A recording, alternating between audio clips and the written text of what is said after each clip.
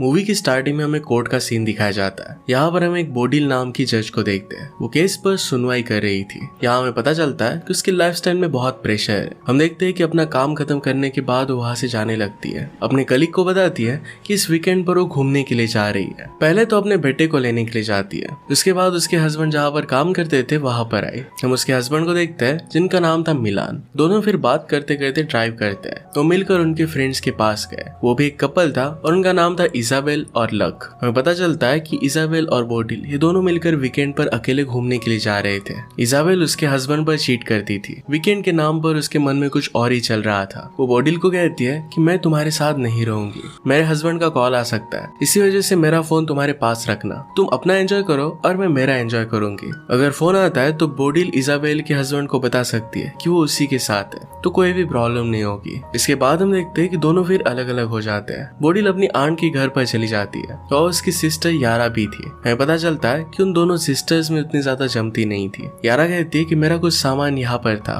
वो लेकर मैं यहाँ से जा रही हूँ। वो फिर वहाँ से चली गई। इजाबेल एक होटल के कमरे में रहती है। वहाँ पर वो बहुत एंजॉय करती है। बोडिल की कॉन्फ्रेंस थी और वो वहाँ पर गए। वहाँ पर वो अपने और इजाबेल दोनों के मोबाइल से फोटो खींचकर मिलान और लक को भेज देती है ताकि उनको लगे कि वो साथ साथ है। यहाँ पर प्रेजेंटेशन शुरू होता है। वहाँ पर हमारा और एक मेन कैरेक्टर जिसका नाम था सैमुअल ये प्रेजेंटेशन दे रहा था। बोडिल उसकी प्रेजेंटेशन से काफी इम्प्रेस थी। जब वो प्रेजेंटेशन दे रहा था तो बीच बीच में बोडिल का फोन बजता है। इसे सैमुअल की नजर उस पर पड़ती है। प्रेजेंटेशन के बाद हम देखते हैं कि सैमुअल और बोडिल एक दूसरे से बात करने लग गए थे। दोनों के बीच में एक अच्छी बॉन्डिंग हो जाती है। इसके बाद वो दोनों बोट राइडिंग के लिए जाते हैं। बोडिल फिर उसे अपने घर पर लेकर गए। एक दूसरे के साथ वो इंटीमेट होते हैं और बहुत सारा टाइम अच्छे से स्पेंड करते हैं। दूसरी तरफ हम देखते हैं कि इजाबेल भी एक बार में जाती है और वहां पर एंजॉय कर रही थी। वहां पर एक आदमी को पैसे देती है। ये पैसे उसने किस लिए दिए थे इसका राज हमें मूवी में आगे पता चलेगा। दूसरी तरफ हम देखते हैं कि बोडिल अपने घर पर आने के बाद फिर से फोटोज क्लिक करती है। अपने हस्बैंड मिलान और लक को भेज देती है। अगली सुबह हम देखते हैं कि बोडिल को लक का कॉल आता है। बोडिल ने फोन उठाया और लक को कहती है कि इजाबेल नहाने के लिए गई है। लक उससे कहता है कि उसका पैर टूट गया है। वो चाहता था कि इजाबेल जल्दी से घर पर आ जाए, उसका ख्याल रखे। उसने उसकी प्लेन की टिकट भी बुक कर दिए थे। बोडिल फिर इजाबेल को कॉल करती है। एक्चुअल में इजाबेल के पास और एक फोन था जिसका नंबर सिर्फ बोडिल के पास था। बोडिल उसे बता देती है कि तुम्हारे हस्बैंड के पैर पर चोट लग गई है, जल्दी से घर के लिए निकलो। इजाबेल उससे कहती है कि मेरा फोन तुम्हारे पास है, तुम्हारे घर आकर मैं उसे लेकर जाऊंगी। बोडिल कहती है कि मेरे पास कोई और प्लान है, लेकिन घर पर तुम्हारा फोन मैं टेबल पर छोड़ दूंगी, तुम आकर लेकर जाना। इजाबेल इसके लिए मान जाती है। इसके बाद बोडिल और सैमुअल दोनों बीच पर चले जाते हैं। वो मिलकर बहुत मजे करते हैं। ये सब बोडिल तो एंजॉय कर रही थी पर उसे याद आता है कि वो शादीशुदा है। वो सैमुअल को क्लियर कर देती है, कहती है कि हम दोनों एक साथ हैं। इसका मतलब ये नहीं कि मैं तुमसे प्यार करने लग गई हूँ, मेरा हस्बैंड है और मेरी एक पूरी अलग जिंदगी है। आज के बाद हम दोनों के बीच में कोई रिलेशनशिप नहीं रहेगी, तुम अपने रास्ते चले जाओगे और मैं मेरे रास्ते। इस बात पर सैमुअल थोड़ा सा उदास होकर वहां से चला जाता है। इसके बाद बोडिल जब अपने घर पर आती है तो देखती है तो वहां पर बहुत सारा खून गिरा हुआ था। घर का सारा सामान बिखरा हुआ है। वहां पर वो इजाबेल की बैग देखती है तो काफी डर जाती है। डायरेक्टली पुलिस को कॉल करती है। जब पुलिस आते हैं तो बोडिल के साथ पूछताछ करने लगते हैं। बोडिल झूठ कहती है कि इजाबेल और वो साथ में ही थे, लेकिन कुछ काम से वो बाहर चली गई थी। जैसे ही घर पर आए तो ये सब देखा। पुलिस यहाँ से ब्लड सैंपल वगैरह इकट्ठा कर चले जाते हैं। पुलिस के जाने के बाद बोडिल मिलान को कॉल कर बुला लेती है। कहती है कि तुम लक को भी लेकर आना। बोडिल वही होटल में जाता है जहाँ पर वो रुकी थी ताकि वहाँ से कुछ इन्फॉर्मेशन निकाल पाए। वहाँ उसे कुछ भी पता नहीं चलता। इसके बाद उसे बार में बुलाती है जहाँ पर वो गई हुई थी। वो बहुत परेशान हो जाती है क्योंकि अगर इजाबेल का पता नहीं चला तो सारा शक उसी पर आएगा। शाम को मिलान और लक आ जाते हैं। अगले दिन जब पुलिस आए तो सबको बताते हैं कि हमने ब्लड सैंपल की जांच की थी, हमें पता चला कि ब्लड इजाबेल का नहीं है। जब हमने उसका फोन ट्रेस किया तो हमें पता चला कि उसका फोन पूरे दिन भर घर पर ही था। यहाँ पर बोडिल कहती है कि हम दोनों का फोन एक ही जगह पर था। मैं अपने फ्रेंड सैमुअल के साथ घूमने के लिए गई थी, आप अगर चाहो तो उससे पूछ सकते हो। इस सब में मेरा कुछ हाथ नहीं है। यहाँ पर अभी भी बोडिल ने सच्चाई पता ही नहीं थी। थोड़ी देर बाद अपने हस्बैंड को सच्चाई बता देती है कि इजाबेल होटल में रुकी थी। अगले दिन बोडिल को कॉल आता है और वो सब लोग पुलिस स्टेशन पहुंच जाते हैं। पुलिस उन्हें बताती है कि उन्हें कातिल का फोन मिला है। उसके फोन में एक फोटो थी, इसमें इजाबेल की डेड बॉडी है। डेड बॉडी को देखकर ऐसा लगता है कि किसी ने उसके गले पर एक वायर लगाकर उसे मार दिया हो। कातिल ने किसी को डार्क वेब वेब पर मैसेज किया था और कहा था कि मेरा काम हो गया। यहाँ पर पुलिस को शक है कि किसी आदमी ने इजाबेल को मारने की साजिश की है। उसका यूजर नाम था ज़ैटकिन। ये सारे मैसेजेस डार्क वेब पर हुए थे और इसी वजह से पुलिस उसे ट्रैक नहीं कर पाती। नेक्स्ट सीन में हम लक को देखते हैं जो काफी दुखी हो गया था। अगले दिन पुलिस बोडिल को कहती है कि हमने सैमुअल से बात की थी और उसने आपको पहचानने से मना कर दिया है। इससे पुलिस का बोडिल के खिलाफ शक और भी गहरा होने लगता है। सब सुनकर बोडिल बहुत ही ज्यादा परेशान हो जाती है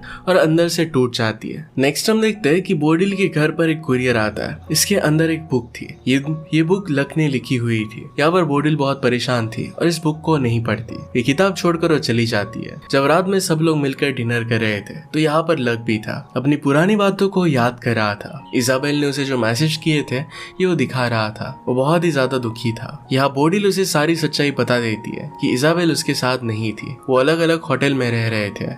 अगले सीन में हम देखते हैं कि बोडिल ने न्यू लॉयर हायर किया था। वो लॉयर को सारी सच्चाई बता देती है। वहाँ पर लॉयर उसे कहता है, देखो अगर तुमने अपना बयान बदला तो पुलिस तुम पर ही शक करेगी और झूठी गवाही देने के केस में तुम्हें जेल में डाल देगी। पर इस बार बोडिल ने डिसाइड कर लिया था कि पुलिस को सब कुछ सच सच वो बता देगी और ऐसा ही करती है। पुलिस ऑफिसर ये सुनकर काफी गुस्सा हो जाती है। पुलिस उसे कहती है कि हमारा सारा शक अब तुम पर ही है। क्या तुम्हें पता है कि अपना बयान बदलना कानूनी जुर्म है? बोडिल कहती है कि मैंने जो भी कहा ये सब कुछ सच है। रात को जब बोडिल सो रही थी तो वहाँ पर लक आ जाता है। उसे कहता है कि तुम अफेयर करती हो और खुद के जुर्म छुपाने के लिए मेरी वाइफ को बदनाम कर रही हो। लक बहुत ही दुखी था। वो कहता है कि मैं मेरी वाइफ से बहुत प्यार करता था और उसकी जाने की वजह सिर्फ तुम हो। बोडिल बहुत डर जाती है लेकिन मिलान उसे लेकर जाता है। वो उसे कहता है कि लक अपनी सही हालत में नहीं है। वो बहुत ज्यादा दुखी है। वो जो भी कह रहा है इसे दिल पर मत लेना। वो धीरे धीरे ठीक हो जाएगा। अगले दिन इंटरनेट पर वो सर्च करती है कि सैमुअल कहाँ पर पढ़ाता है। एड्रेस मिलने के बाद वो सैमुअल को मिलने के लिए गई। उससे पूछती है आखिर में तुमने ऐसा किया क्यों? अपने बयान को तुमने बदल क्यों दिया? तुम्हारे बयान की वजह से बुरी तरीके से मैं फंस चुकी हूँ। सैमुअल ने कहा कि तुमने ही कहा था कि बाद में हम दोनों एक दूसरे के साथ नहीं है। जैसा तुमने कहा था मैंने वैसा ही किया। अगर तुम चाहो तो मैं पुलिस को सच सच बता सकता हूँ। इतने में वहाँ पर बोडिल के पास पुलिस का कॉल आता है। जब बोडिल पुलिस के पास पहुंचती है तो पुलिस उसे एक वीडियो दिखाती है। वीडियो के अंदर हमें पता चलता है कि इजाबेल और एक लड़की है। दोनों आपस में इंटीमेट हो रहे थे।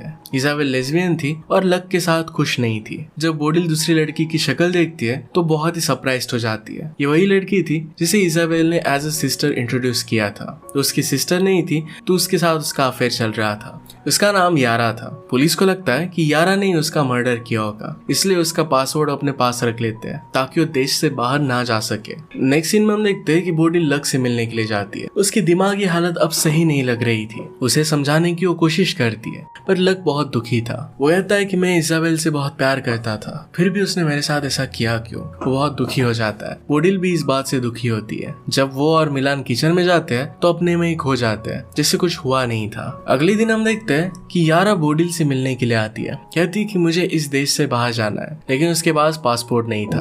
बोडिल को एक डिवाइस देती है। किसी को बेहोश करने के लिए इसका यूज कर सकती है। बोडिल ने पूछा कि मुझे इस डिवाइस की जरूरत क्या है। यारा उसे कहती है कि जिस घर में मर्डर हुआ था ये घर तुम्हारा है। शायद इजाबेल को नहीं तो तुम्हें मारने के लिए कोई आया होगा।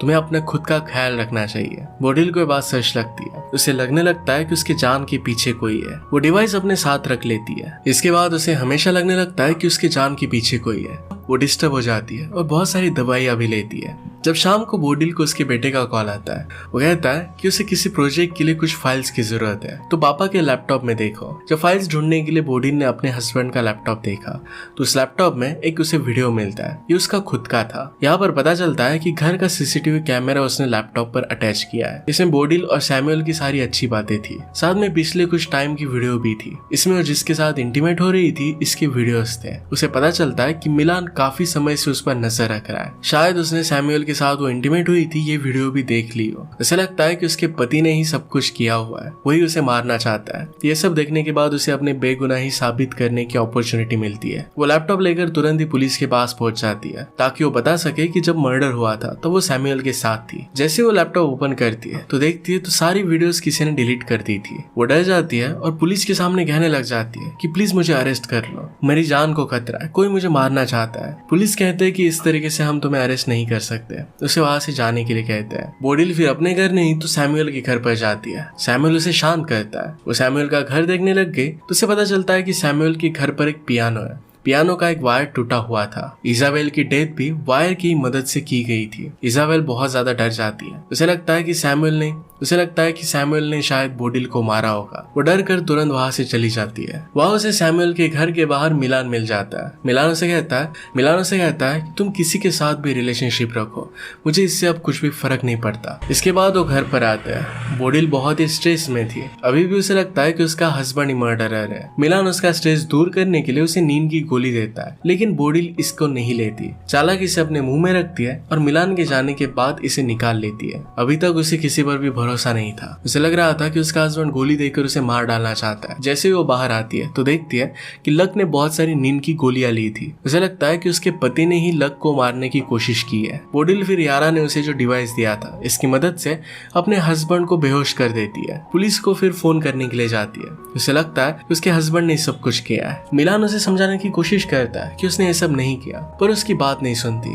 उसे वहां पर एक बुक मिलती है जो लक ने लिखी थी। लक अपनी किताब जैड के नाम से लिखता था। बोडिल को याद आता है कि जिस यूजर ने डार्क वेब पर किसी को मारने का कॉन्ट्रैक्ट दिया था उसका यूजर नेम जैड की नहीं था। इसका मतलब है लक ने ही सब कुछ किया है। तभी वहां पर लक आ गया। वो बोडिल से कहता है मेरी बीवी की जगह पर तुम वहां पर होनी चाहिए थी। जो भी हुआ उसकी जिम्मेदार सिर्फ तुम ही हो। मैं तुम्हें नहीं छोड़ूंगा। लक उसे मारना चाहता था ताकि उसे लग रहा था कि वही इजाबेल को भड़का रही है। बोडिल मौका देखकर वहां से भाग जाती है। लक उसका पीछा करने लगता है। बोडिल भागते भागते समुद्र के किनारे भागने की कोशिश करती है। लक को तैरना नहीं आता था, फिर भी वो पानी में डुबकी लगा देता है। इसका फायदा बोडिल उठा लेती है और पानी में डुबा डुबा कर मार देती है। जब यहाँ पर पुलिस आती है तो सब कुछ सच्चाई उन्हें बता देती है। पुलिस उसे कहती है कि जो कॉन्ट्रैक्ट किलर था वो देश छोड़कर भाग चुका है। ये सब लक नहीं किया था। पुलिस फिर यारा का पासपोर्ट भी बोडिल को दे देते हैं। वो बोडिल को कुछ भी चार्ज नहीं करते क्योंकि उसने ये सब सेल्फ डिफेंस में ही किया था। हम देखते हैं कि मिलान बोडिल से बहुत गुस्सा था। वो अपने बेटे के पास अपने घर में रहने के लिए चला जाता है। उसने बोडिल को अब छोड़ दिया था।